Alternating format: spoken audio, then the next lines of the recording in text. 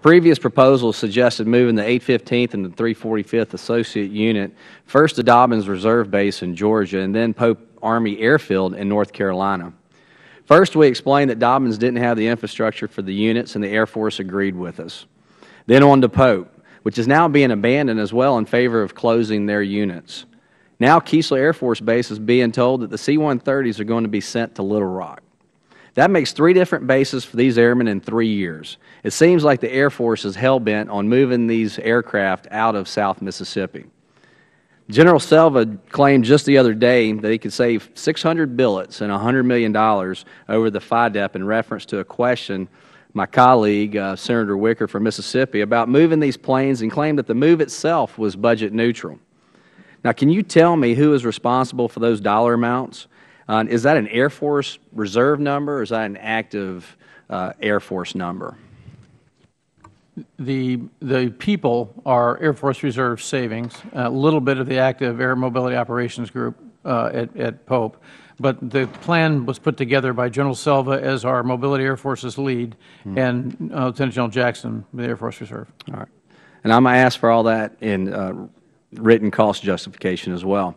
I have a tremendous amount of respect for General Selva, but I think that whoever did the math in this instance is flat wrong. As a CPA, I did the math. We were talking about deactivating the 815th and deactivating the 345th, which means about 185 reservists, 145 active duty, and 35 civilians. That's 365 total, not 600. And that is assuming no one stays in the Air Force. You know, I could line out the so-called savings you'll see in pay and benefits, but I'll provide that for a later time. In addition, as I'm sure you're aware, since Hurricane Katrina, Keesler has been improved and expanded to the tune of $58 million to accommodate the C-130J. Add that money, which would essentially be wasted, to the $3 to $5 million in permanent change of station costs for the active duty force. I am failing to see where we get anywhere near the $100 million in savings by moving these planes to a base that is already stretched way too thin. In fact, it is interesting to note that oftentimes the simulators and training at Little Rock are so full that the Air Force actually sends some of our airmen and our international partners to Keesler Air Force Base to do their training. The 913th, the unit that was deactivated in 2007, will be reactivated to accept these planes. It was a C-130H unit. My understanding, even if we pull those pallets back in, it is going to take an additional 5 to 6 months and plenty of training costs to even qualify them to fly the J model aircraft. I now ask unanimous consent that the following list of awards given to Keesler Air Force Base, as well as the airmen of several of the units I am honored to represent that are currently proposed to be decommissioned, be inserted in the record. Without objection, so ordered. Secretary James, General Welsh, I am sorry, but I'm not going to let the Air Force get away with moving families, disrupting communities, and moving our airmen around whenever they feel like it without justification. I have been closely watching these proposals for over 2 years. When Keesler won the Commander-in-Chief's Award for the greatest base in the nation, I thought no way would our commanders try and take these planes from the top-performing base. But you can imagine my disappointment when I saw this in the most recent news.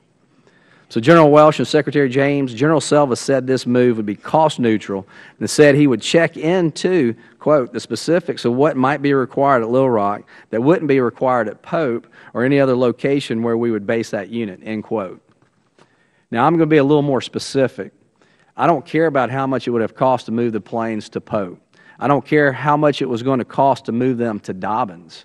I want to know exactly how much it is going to cost in actual dollars, fuel, MilCon, other relocation costs, manpower downtime for these planes to move to Little Rock Air Force Base from Keesler Air Force Base.